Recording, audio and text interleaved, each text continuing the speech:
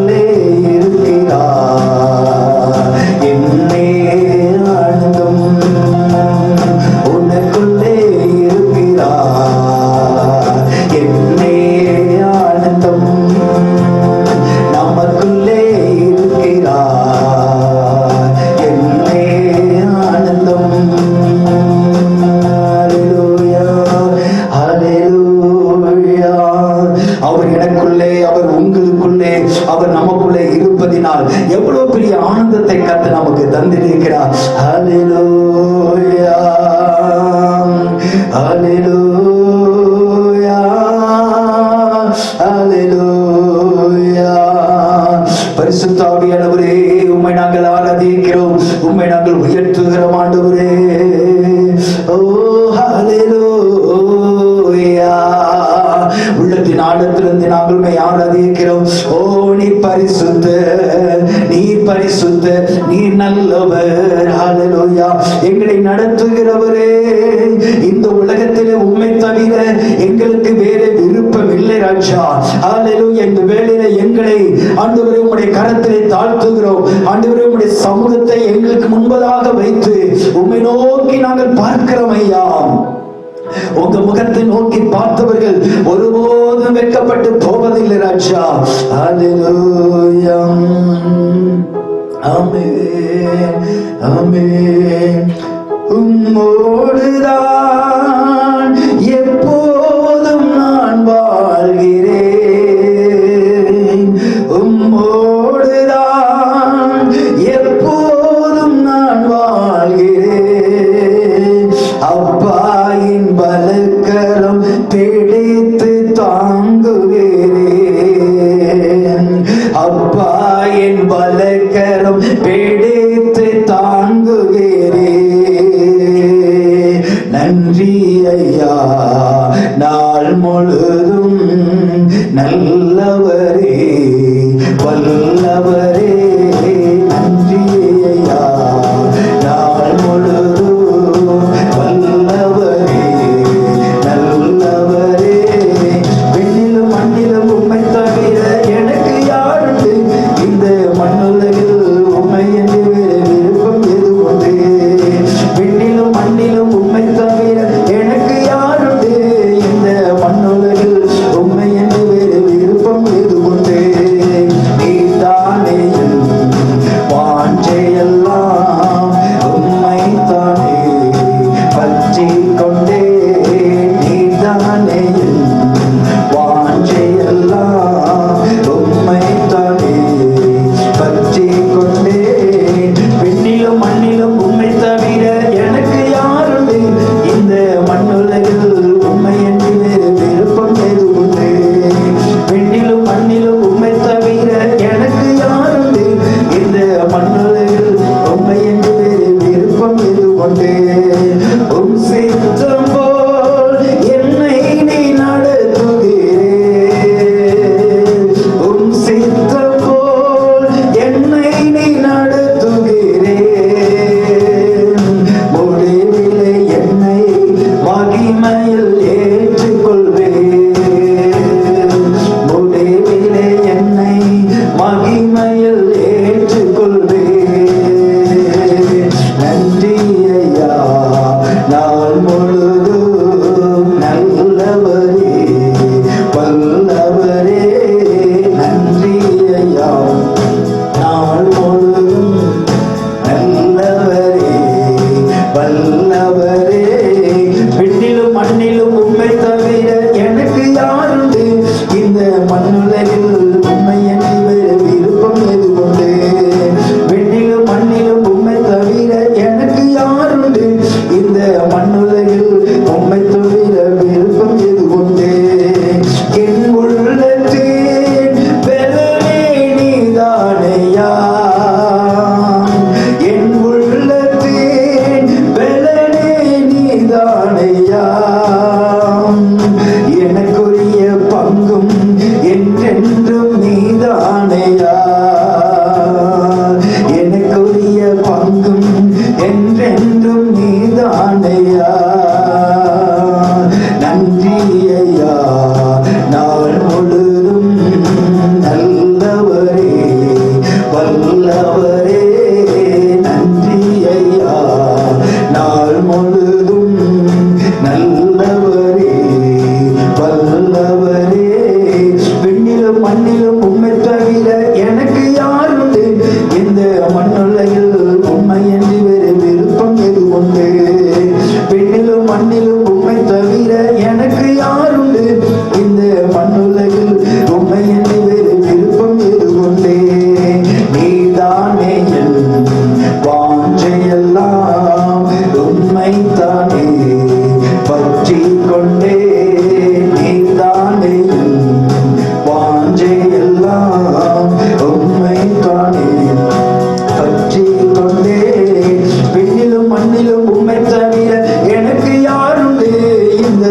மண்ணுலகில் உண்மை என்று வேறு விருப்பம் எது உண்டு?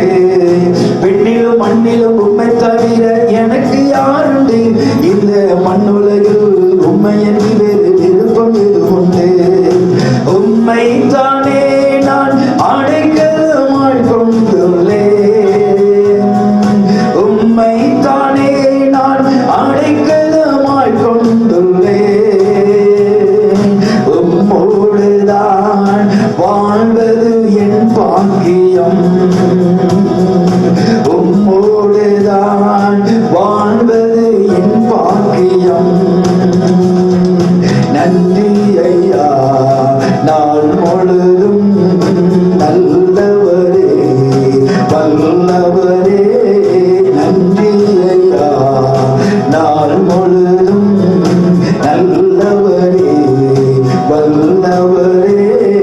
பெண்ணிலும் மண்ணிலும் உண்மை தவிர எனக்கு யாருண்டு? இந்த மண்ணுலகில் உண்மை என்று விருப்பம் எது உண்டு? பெண்ணிலும் மண்ணிலும் உண்மை தவிர எனக்கு யாருண்டு? இந்த மண்ணுலகில் உண்மை என்று வேறு விருப்பம் எது உண்டு? எனக்குள்ளே நீர் செயலாற்றி மகிழ்கின்றேன். எனக்குள்ளே நீர் செயலாற்றி மகிழ்கின்றேன். உம் சித்தம் செய்ய ஆற்றல் தருகின்றேன். உம் சித்தம் செய்ய ஆற்றல் தருகின்றேன். நன்றி ஐயா நாள் முழுதும் நல்லவரே வல்லவரே. நன்றி ஐயா நாள் முழுதும் நல்லவரே வல்லவரே. பெண்ணிலும் மண்ணிலும் உண்மை தவிர எனக்கு யாருண்டு? இந்த மண்ணுலகில் உண்மை என்று வேறு விருப்பம் எது உண்டு? பெண்ணிலும் மண்ணிலும் உண்மை தவிர எனக்கு யாருண்டு? இந்த மண்ணுலகில் உண்மை என்று வேறு விருப்பம் எது உண்டு? நீதானே என் வாஞ்சையெல்லாம் உண்மை தானே பற்றி கொண்டே. நீதானே என் வாஞ்சையெல்லாம் உண்மை தானே பற்றி கொண்டே. நீதானே என் வாஞ்சையெல்லாம் உண்மை தானே பற்றி கொண்டே. அல்லேலூயா. இந்த உலகத்தில் எங்களுக்கு வேறு விருப்பம் இல்லை ராஜா. அல்லேலூயா. உம்மை என்னுடைய கண்களுக்கு முன்பதாக வைத்து உம்மையே நோக்கி பார்த்து உம்மீது எங்களுடைய அன்பை வைத்து உம்மையே நோக்கி கொண்டிருக்கிற எங்களுடைய முகத்தை நீ பிரகாசிக்கப்பட்ட வல்லவராய் இருக்கிற ஆண்டவரே. இந்த அருமையான வேளையிலே இந்த உலகத்திலே எங்களுக்கு வேற விருப்பம் இல்லை ராஜா. ஆண்டவரே எங்களுக்குள்ளாக நீ செயலாற்றி மகிழ்கிறேன். எங்களுக்குள்ளாக நீ ஒவ்வொரு நாளும் அசைவாட விரும்புகிறேன். எங்கள் மூலமாக உடைய மகிமையை நீ வெளிப்படுத்த விரும்புகிறேன் தகப்பனே. அல்லேலூயா. ஓ நீ பரிசுத்த நீ பரிசுத்த நீ பரிசுத்த. ஆண்டவரே தேவ பிள்ளைகள் அனைவருமாய் சேர்ந்து உம்மை நாங்கள் உயர்த்தும் பொழுது உம்மை ஆராதிக்கும் பொழுது உம்மை நாங்கள் மகிமைப்படுத்தும் பொழுது நாங்கள் இருக்கிற இடங்களிலே தேவனுடைய வல்லமை இறங்கி வருவதற்காக நாங்கள் உம்மை நன்றியுள்ள இதயத்தோடு உம்மை துதிக்கிறோம் ஆண்டவரே. ஓ அல்லேலூயா. இயேசுவின் நாமத்தினாலே ஆண்டவரே எங்களுடைய ஒவ்வொருவருடைய காரியங்களை நீர் அறிந்து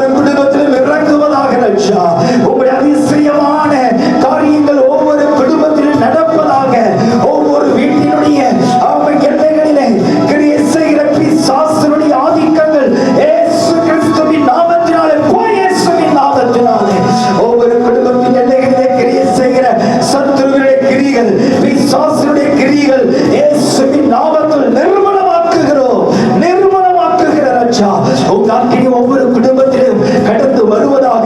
ஒவ்வொரு குடும்பத்திலும் வல்லமை கடந்து வருவதாக. உம்மை நோக்கி பார்க்கிற இவருடைய வேதனைகளை மாற்றும் ஆண்டவரே. நீர் வேதனை நீங்கி சுகமாய் இரு என்ற வேத வசனத்தின்படி இவருடைய வேதனைகளை கர்த்தர் மாற்றுகிறதற்காக இயேசுவின் நாமத்தில் உமக்கு நன்றி செலுத்துகிறோம். ஹல்லேலூயா. இந்த வேளையிலே உம்முடைய மகிமை ஆண்டவரே ஒவ்வொருவரையும் நிரப்புவதாக. ரட்சா உம்முடைய பரிசுத்த கரத்திற்குள்ளாக இவர்களை நான் ஒப்புக் கொடுக்கிறேன். தேவ தூதர்கள் இவருடைய வீடுகளில் அசைவாடுவார்களாக. தேவ தூதர்கள் இவருடைய பிரயாணங்களில் கூட இருப்பீராக. தேவ தூதர்கள் இவர்கள் கையிட்டு செய்கிற எல்லா பிரயாசங்களிலும் தேவ தூதர்களுடைய ஒத்தாசையை இயேசுவின் நாமத்தில் அனுப்புகிறேன். பரிசுத்த ஆவியானவருடைய ஆசீர்வாதம், பரிசுத்த ஆவியினுடைய மகிமை ஆண்டவரே ஒவ்வொரு குடும்பத்திலும் இறங்குவதாக. ரட்சா பிதாவே உம்மை நோக்கி பார்க்கிறவருடைய முகத்தை நீ பிரகாசிக்கப்படுவதாக. ரட்சா உம்முடைய அக்கினி ஒவ்வொரு குடும்பத்திலும் பற்றி எரிவதாக. இயேசுவின் நாமத்தில் அதை பற்றி எரிவதாக. அக்கினி பற்றி எரிவதாக என்று நான் கண்டிருக்கிறேன். பெரிய காரியங்களை கர்த்தர் செய்கிறார். தாழ்த்தி அர்ப்பணிக்கிறோம். இயேசு கிறிஸ்துவின் மூலம் ஜெபிக்கிறோம் எங்கள் ஜீவனுள்ள நல்ல பிதாவே. ஆமென், ஆமென். ஹல்லேலூயா, ஹல்லேலூயா. பிரியமானவர்களே, இந்த பரிசுத்த வேளையிலே கர்த்தரை பாடி ஆராதித்து தேவனோடு கூட சில மணி நேரங்கள் செலவழிக்க கர்த்தர் நமக்கு உதவி செய்திருக்கிறார். ஹல்லேலூயா. நாம் வேத வசனத்திற்கு கடந்து செல்வதற்கு முன்பதாக கண்களை மூடி தேவ சமூகத்தில் ஆண்டவரே என்னோடு கூட நீங்க பேசுங்க ஆண்டவரேன்னு சொல்லி ஒரு நிமிடம் என்னோட சேர்ந்து ஜெபம் பண்ணுங்க. அன்பின் ஆண்டவரே, நீர் கொடுக்க போகிற வேத வார்த்தைகள் மூலமாய் எங்கள் அனைவருடைய இருதயத்திலும் நீர் பேசுவீராக. எங்களுடைய இருதயம் திறக்கப்படுவதாக அர்ப்பணிக்கிறோம் இயேசுவின் நாமத்தில் பிதாவே. ஆமென்.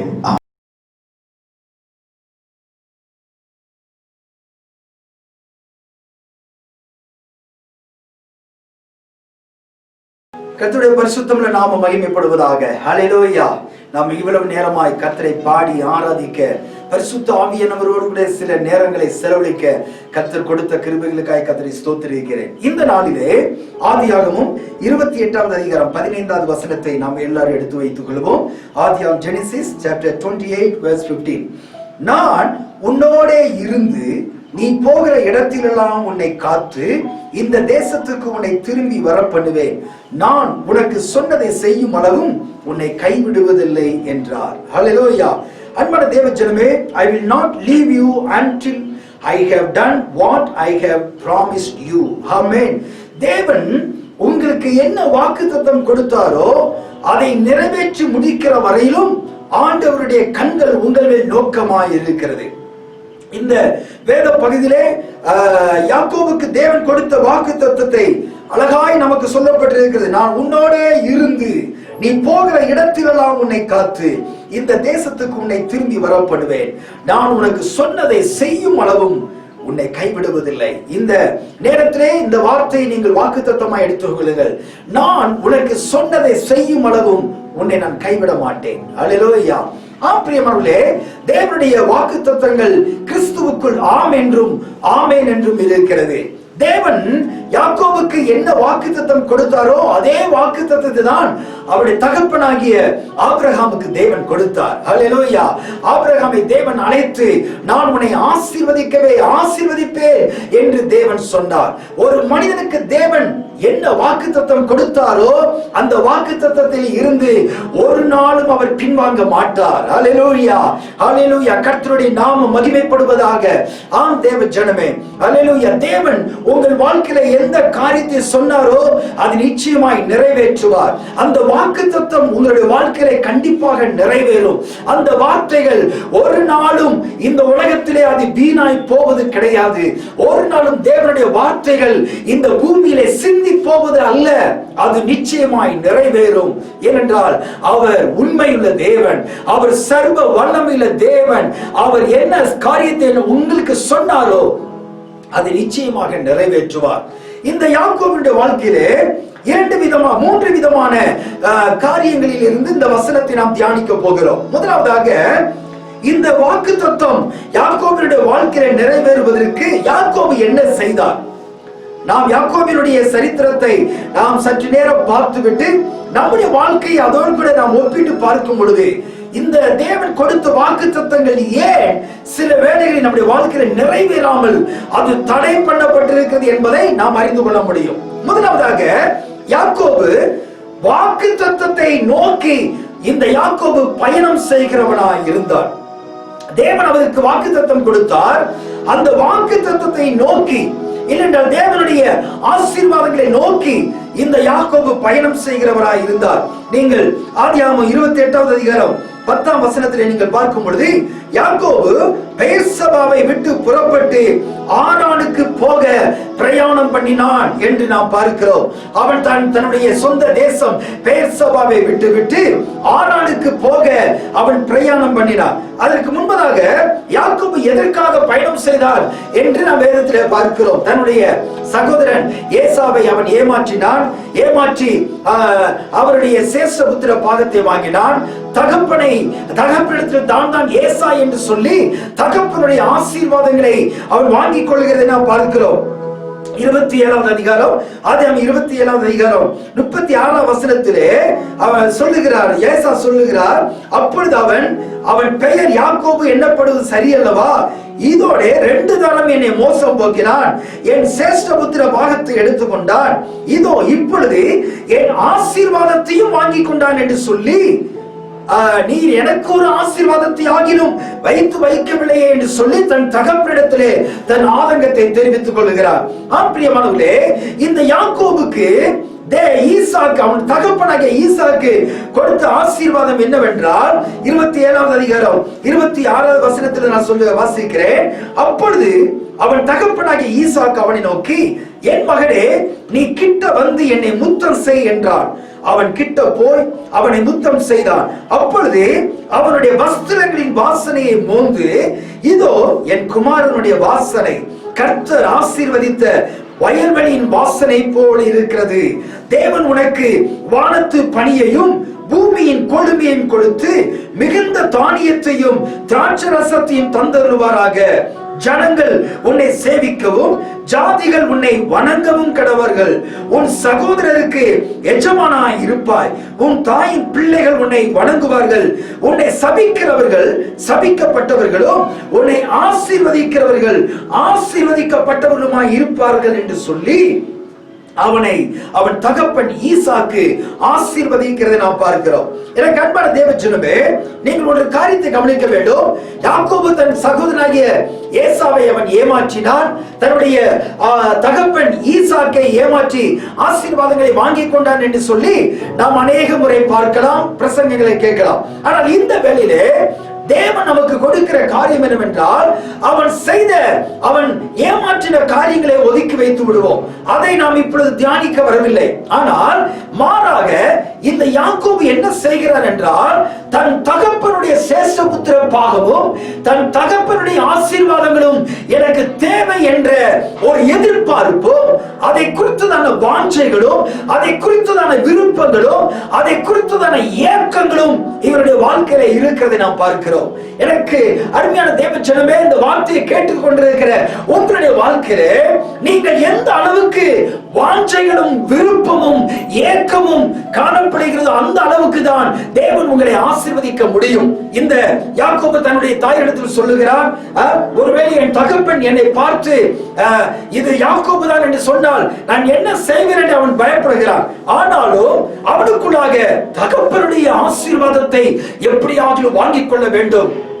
தன்னுடைய குடும்பத்தினுடைய ஏசாவுக்கு கிடைக்க போகிற சேஷ்டபுத்திர பாகத்தை எப்படியாக வாங்கிக் கொள்ள வேண்டும் என்ற அந்த வாஞ்சை விருப்பம் இருக்கிறதை நாம் இந்த இடத்திலே பார்க்கிறோம். பிரியமானவர்களே, இந்த விருப்பங்களும் இந்த வாஞ்சைகளும் ஈசாக்கினுடைய கட்டளையை நிறைவேற்ற வைக்கிறது. நீங்கள் ஆதியாகமம் 28 அதிகாரம் 1 முதல் 5 வசனங்களை நான் வாசிக்கிறேன். ஈசாக்கு யாக்கோபை அழைத்து அவனை ஆசீர்வதித்து, நீ கானானியருடைய குமாரத்திகளில் பெண் கொள்ளாமல் எழுந்து புறப்பட்டு பதான் அராமில் இருக்கிற உன் தாயினுடைய தகப்பனாகிய பெத்துவேலுடைய வீட்டுக்கு போய் அவ்விடத்தில் உன் தாயின் சகோதரனாகிய லாபானின் குமாரத்திகளுக்குள் பெண் கொள் என்று அவனுக்கு கட்டளையிட்டான்.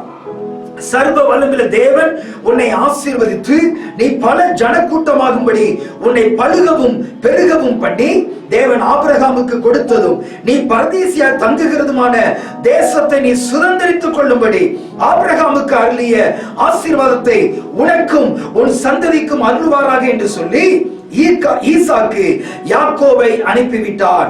அப்பொழுது அவன் பதான் அராமில் இருக்கும் சீரியா தேசத்தனாகிய பெத்துவேலுடைய குமாரனும் தனக்கும் ஏசாவுக்கும் தாயாகிய ரெபெக்காளின் சகோதரனுமான லாபானிடத்துக்கு போக புறப்பட்டான். ஹல்லேலூயா. இரண்டு காரியங்களை யாக்கோபு செய்கிறதை பார்க்கிறோம். ஒன்று, தகப்பன் கொடுத்த ஆசீர்வாதத்தை நோக்கி அவன் பயணம் செய்கிறான். இரண்டாவதாக, தன் தகப்பனாகிய ஈசாக்கு சொன்ன கட்டளையை அவன் நிறைவேற்றுகிறதை நாம் பார்க்கிறோம். பிரியமானவர்களே, நான் உனக்கு சொன்னதை செய்யும் அளவும் நான் உன்னை கைவிடுவதில்லை என்று சொன்ன அந்த வாக்கு தத்துவம் எப்படி யாக்கோபுடைய வாழ்க்கையிலே நிறைவேறுகிறது என்றால், அங்கே யாக்கோபினுடைய எதிர்பார்ப்பு தகப்பனுடைய ஆசீர்வாதம். இரண்டாவதாக, அந்த தகப்பனுடைய ஆசீர்வாதம், அந்த தகப்பனுடைய வாக்கு தத்துவத்தை நாம் பிடித்துக் கொண்டு அது நம்முடைய வாழ்க்கையில நிறைவேற வேண்டும் என்றால் தகப்பன் கொடுக்கிற கட்டளைக்கு அவன் கீழ்ப்படிய வேண்டும். அவர் என்ன சொல்லுகிறாரோ அதற்கு நாம் முற்றிலுமாக கீழ்ப்படிந்து நடக்க வேண்டும் என்று யாக்கோபு ஒரு தீர்மானம் எடுக்கிறதை நாம் பார்க்கிறோம். இந்த தீர்மானம் யாக்கோபை ஆசீர்வாதத்துக்கு நேராக வழிநடத்துகிறது. அவன் பெயர்சபா விட்டு ஆரானுக்கு புறப்பட்டு வருகிற வேளையிலே சூரியன் அஸ்தமானமாகிறது. சூரியன் அஸ்தமிக்கிற வேளையிலே இரவு வருகிறது. அவன் அந்த இடத்திலே தங்க வேண்டும் என்று சொல்லி அங்கே இருக்கிற ஒரு கல்லை அவன் நெடுதூரம் நடந்து வந்ததினாலே களைப்பினால் ஒரு இடத்திலே அவன் படுத்துக் கொள்கிறான். அங்கே படுத்து அவன் நித்திரை செய்யும் பொழுது அங்கே என்ன நடக்கிறது என்று நீங்கள் ஆதியாகமம் 28 அதிகாரம் 11ஆம் வசனத்திலிருந்து 15ஆம் வசனம் வரை நீங்கள் பார்ப்பீர்கள் என்றால், அங்கே ஒரு இடத்தில் வந்து சூரியன் அஸ்தமித்தபடினாலே அங்கே ராத்தங்கி அவ்விடத்து கற்களில் ஒன்றை எடுத்து தன் தலையின் கீழ் வைத்து அங்கே நித்திரை செய்யும்படி படுத்துக் கொண்டான். அங்கே அவன் ஒரு சொப்பனம் கண்டான். இதோ ஒரு ஏணி பூமியிலே வைக்கப்பட்டிருந்தது. அதன் நுனி வானத்தை எட்டியிருந்தது. அதிலே தேவதூதர் ஏறுகிறவர்களும் இறங்குகிறவர்களுமாய் இருந்தார்கள். அதற்கு மேலாக கர்த்தர் நின்று, நான் உன் தகப்பனாகிய ஆபிரகாமின் தேவனும் ஈசாக்கின் தேவனுமாகிய கர்த்தர், நீ படுத்திருக்கிற பூமியை உனக்கும் உன் சந்ததிக்கும் தருவேன்.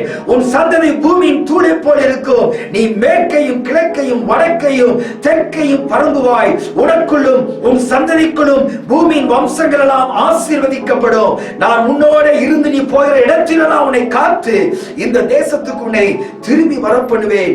நான் உனக்கு சொன்னதை செய்யும் அளவும் உன்னை கைவிடுவதில்லை என்று சொன்னார். ஹல்லேலூயா.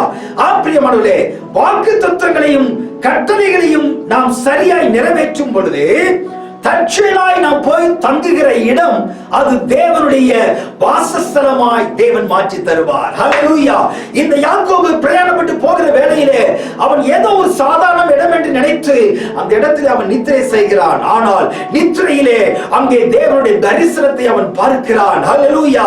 தன்னுடைய தகப்பனாகிய ஈசாக்கின் தேவனையும் தன்னுடைய தாத்தாவாகிய ஆபிரகாமின் தேவனையும் இந்த யாக்கோபு தரிசிக்கிறது பார்க்கிறோம். ஹல்லேலூயா.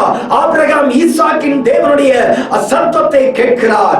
அங்கே ஆண்டவராகிய தேவன் யாக்கோபுக்கு பார்த்து சொல்லுகிறார், நீ படுத்திருக்கிற பூமியை நான் உனக்கு தருவேன். ஆமென். ஹல்லேலூயா. தேவதூதர்கள் ஏறுவது இறங்குமான தரிசனத்திலே பாருங்க, ஒரு மனிதனிடத்திலே கடவுள் என்ன சொல்றனா, தான் யார் என்பதை அறிமுகப்படுத்துகிறார். ஹல்லேலூயா. ஆபிரகாமின் தேவன் சொல்லுகிற காரியம் என்னவென்றால், நான் ஆபிரகாமின் தேவன், உன் தகப்பனாகிய ஆபிரகாமின் தேவனும் ஈசாக்கின் தேவனுமாகிய கர்த்தர் உன்னோடு பேசுகிறேன் என்று சொல்லுகிறார். அது மாத்திரமல்ல, நீ படுத்திருக்கிற பூமியை உனக்கும் உன் சந்ததிக்கும் தருவேன் என்று 13ஆம் வசனத்தில் சொல்லுகிறார். உன்னோட 4 திசைகளிலும் நீ கிழக்கையும் மேற்கையும் வடக்கையும் தெற்கையும் நீ பரம்புவாய் என்று சொல்லி ஆசீர்வாதத்தை தேவன் ஒரு குறிப்பிட்ட இடத்தில் வைக்கிறது மாத்திரமல்ல, ஹல்லேலூயா, அவருடைய வாழ்க்கைக்கு அப்பாற்பட்ட இடங்களிலும் அவருடைய தேசத்திற்கு அப்பாற்பட்ட இடங்களிலும் இந்த ஆசீர்வாதம் பரவி இருக்கும் என்று அவர் சொல்லுகிறார். பிரியமானவர்களே, தேவன் கொடுக்கிற நன்மைகள், ஆசீர்வாதங்கள் ஒரு குறிப்பிட்ட இடத்தில் மாத்திரமல்ல, தேவன் அந்த ஆசீர்வாதத்தினுடைய காரியங்களை அவர் நம்முடைய வாழ்க்கையில மல்டிப்ளை பண்ணுகிறார், அதை பெருக பண்ணுகிறார். 4 திசைகளிலும் நீ பறந்து வா என்று சொல்லுகிறார். உன்னோட இருந்து உன்னை காத்து இந்த தேசத்திற்கு உன்னை திரும்பி நான் வரப்படுவேன், கண்டிப்பாக திரும்பி வரப்படுவேன், இந்த காரியம் உன் வாழ்க்கையில நடக்கும் என்று சொல்லுகிறார். நான் உனக்கு சொன்னதை செய்யும் அளவும் உன்னை நான் கைவிட மாட்டேன் என்று சொல்லுகிறார். ஹல்லேலூயா. அருமையான தேவ ஜனமே, நம்முடைய தரிசனம் எதை நோக்கி இருக்கிறது? நம்முடைய எதிர்பார்ப்புகள் எதை நோக்கி இருக்கிறது? ஹல்லேலூயா.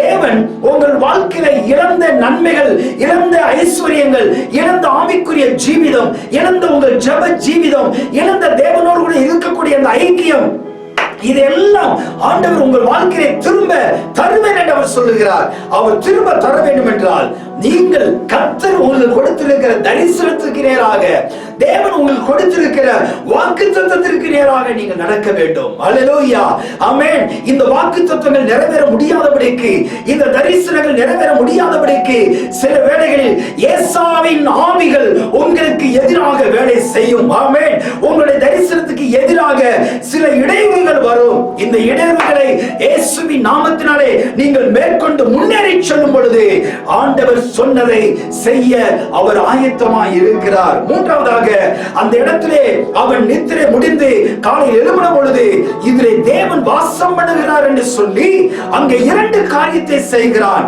ஒன்று, அவன் பொருத்தனை பண்ணுகிறான். அந்த பொருத்தனையில் அவர் என்ன சொல்லுகிறார்? இந்த இடம் தேவனுடைய வீடு, இது வானத்தின் வாசல் என்று சொல்லுகிறார். இரண்டாவதாக, என் தேவன் என்னை ஆசீர்வதித்து என்னை மீண்டும் திரும்பி கொண்டு வருவார் என்றால், இந்த இடத்துக்கு வருவார் என்றால் எனக்கு தரும் எல்லாவற்றிலும் நான் கர்த்தருக்கு தசமபாகம் செலுத்துவேன், இந்த இடத்திலே தேவனுக்கு என்று ஒரு ஆலயத்தை கட்டுவேன் என்று சொல்லி அந்த இடத்திலே ஒரு பொருத்தனை பண்ணுகிறார். ஆம் பிரியமானவர்களே, நீங்கள் கர்த்தர் உங்களுக்கு சொன்ன காரியங்களை நிறைவேற்ற வேண்டும் என்றால் உங்க வாழ்க்கையிலே ஒரு பொருத்தனை தேவை. இந்த உலகத்தினுடைய மற்ற காரியங்களோடு நீங்கள் பண்ணுகிற பொருத்தனையிலிருந்து நீங்கள் வேறுபட வேண்டும். இந்த உலகத்திலே தேவனுடைய வாக்குத்தத்தங்கள் நிறைவேற முடியாதபடிக்கு எந்தெந்த காரியங்கள் உங்களுக்கு தேவனுக்கு நேராய் நடக்க முடியாதபடி இடையூறுகள் கொண்டு வருகிறதோ, அந்த தடைகளை, அந்த இடையூறுகளை, அந்த பிரச்சனைகளை இயேசுவின் நாமத்தினாலே மேற்கொண்டு கர்த்தர் உங்களுக்கு வைத்திருக்கிற தரிசனத்துக்கு நேராக நீங்கள் காலடி வைக்கும் பொழுது மீண்டும் உங்கள் வாழ்க்கையில் சொன்னதை அவர் நிறைவேற்றுவார். ஹல்லேலூயா. நீங்கள் சோர்ந்து போகாதீங்க. இப்ப இருக்கிற உங்களுடைய சூழ்நிலையை பார்க்காதீங்க. இப்பொழுது இருக்கிற வேதனையை பார்க்காதீங்க. உங்களுக்கு இப்பொழுது இருக்கிற உங்களுடைய தரித்திரமான சூழ்நிலைகளை கண்டு நீங்கள் சோர்ந்து போகாதீங்க. இருக்கிற நிலைமையிலே தேவ சமூகத்தில் உங்களை முற்றிலுமாய் அர்ப்பணிங்க. ஒரு தேவ சமூகத்தில் ஒரு பொருத்தனை பண்ணுங்க. ஆண்டவரே, நீர் என்னோடு கூட இருக்கிறீர், எனக்கு மீண்டும் இந்த காரியத்தை செய்தால் இதை நான் செய்வேன் என்று சொல்லி யாக்கோபை போல நீங்கள் பொருத்தனை பண்ணி பார்ப்பீர்கள் என்றால் உங்கள் வாழ்க்கையிலே கர்த்தருடைய மகிமையை நீங்கள் பார்க்க முடியும். அல்லேலூயா. யாக்கோபு வாக்குத்தத்தத்தை நோக்கி அவன் பயணம் செய்கிறவனாய் இருந்தான். இரண்டாவதாக, நீங்கள் அப்படி செய்யும் பொழுது அவன் தற்செயலாய் வந்து தங்கின இடம் அது பெத்தேலாக இருந்தது. பெத்தேலிலே கர்த்தருடைய வார்த்தை கிடைக்கும். பெத்தேலிலே தேவனுடைய சமூகம் அங்கு வாசஸ்தலத்து, தேவனுடைய சமூகம் அங்கு வாசமாய் இருக்கும். அந்த தேவ சமூகமாகிய அந்த வாசஸ்தலத்திலே, அந்த தெய்வீக பிரசன்னத்திலே நீங்கள் பொருத்தனை பண்ணும் பொழுது உங்க பொருத்தனையை கர்த்தர் கேட்கிறார். ஹல்லேலூயா. நிச்சயமாக உங்களுக்கு சொன்னதை அவர் நிச்சயமாய் நிறைவேற்றுவார். கண்களை மூடி என்னோடு சேர்ந்து ஜெபம் பண்ணுங்க. எங்கள் அன்பின் பரலோக பிதாவே, ஹல்லேலூயா. எத்தனையோ சூழ்நிலைகளில் தடுமாறி கொண்டிருக்கிற ஆண்டவரே, எத்தனையோ சூழ்நிலைகளில் நாங்கள் எங்கே போகிறோம், எதற்காக நாங்கள் போகிறோம், எங்களுக்கு எதிர்காலம் என்ன என்று சொல்லி கேள்விக்குறிகளோடு கடந்து செல்கிற எத்தனையோ மக்கள் இந்த வார்த்தையை கேட்டுக் கொண்டிருக்கிறார்கள். ஆண்டவரே, இயேசுவின் நாமத்தினாலே ஒவ்வொருவருடைய பிரச்சனைகளுக்கும் முற்றுப்புள்ளி கல்வாரி சிலுவை அண்டையிலே இருக்கிறது என்பதை இவர்கள் காணும்படியாக இவருடைய கண்களை திறந்துள்ளும். ஆண்டவரே, எப்படி யாக்கோபுக்கு ஆண்டவரே ஒரு பெத்தேல், ஒரு திருப்பு முனையாய் இருந்ததோ அதே போன்று ராஜா இவருடைய வாழ்க்கையிலே தேவனுடைய வார்த்தைகள், தேவனுடைய வீடு ஒரு திருப்பு முனையா உண்மையாய் இருப்பதாக ராஜா. இவர்களுக்கு நீர் எந்த காரியத்தை சொன்னீரோ அதை நிச்சயமாய் நிறைவேற்றுவீர். இவருடைய வாழ்க்கையில இருக்கிற ஆண்டவர் நெருக்கங்கள் மாறட்டும். இவர்கள் மீது இருக்கிற நிந்தைகள், அவமானங்கள் இயேசுவின் நாமத்தினாலே மாறட்டும். ஆண்டவர் யாக்கோபு ஒரு ஏமாற்றுக்காரன் என்று சொன்ன ஆண்டவரே, அந்த பெயர் எப்படி மாற்றப்பட்டதோ, அவன் இஸ்ரவேல் என்று அழைக்கப்பட்டது போல இவர்களுடைய வாழ்க்கையிலும் ஒரு ஆசீர்வதிக்கப்பட்டவன், ஆசீர்வதிக்கப்பட்டவள் என்ற ஒரு வார்த்தை இவர்கள் வாழ்க்கையில நிறைவேறுவதாக ராஜா. பலப்படுத்தும். இவருடைய கண்ணீரை துடைத்துள்ளும் ஐயா. இவர்கள் மீது இருக்கிற ஆண்டவர் வேதனைகள் மாறட்டும், வியாதிகள் மாறட்டும். இவர்களை உங்களுடைய பரிசுத்த கரத்தில் நான் ஒப்புக் கொடுத்து நான் ஜெபிக்கிறேன். இவருடைய முகத்தை நீ வெட்கப்படுத்தாதவர் ஆண்டவரே. ஆமென். யாக்கோபு எல்லா பரிவாரங்களோடு திரும்பி வந்தான் என்று நாங்கள் வேதத்திலே பார்க்கிறோம். அதே போல என் தேவனாகிய கர்த்தர் இவர்களை இரட்டிப்பான நன்மைகளினால நீர் ஆசீர்வதிக்க வல்லவர் ஐயா. இவர்களுக்கு நீர் என்ன சொன்னீரோ அதை செய்யும் அளவும் இவர்கள் மீது நீர் கவனமாய் இருக்கிறீர். இவர்களை நீ பார்த்து கொண்டே இருக்கிறீர். நீர் இவர்களை கவனித்துக் கொண்டே இருக்கிறீர் ஆண்டவரே. அதற்காக உமக்கு நன்றி செலுத்துகிறோம். ஆசீர்வதியும். உங்களுடைய பரிசுத்த கரத்திலே உங்களை ஒப்புக் கொடுக்கிறேன். எல்லா துதி கன மகிமை உமக்கே செலுத்துகிறோம். இயேசு கிறிஸ்துவின் மூலம் ஜெபிக்கிறோம் எங்கள் ஜீவனுள்ள நல்ல பிதாவே. ஆமென், ஆமென், ஹல்லேலூயா. இந்த வார்த்தைகளை தொடர்ந்து தியானிங்க. கர்த்தருடைய சமூகம் உங்களுக்கு முன்பதாக செல்லும். உங்களுக்கு சொன்னதை செய்யும் அளவும் அவர் கைவிட மாட்டார். God bless you.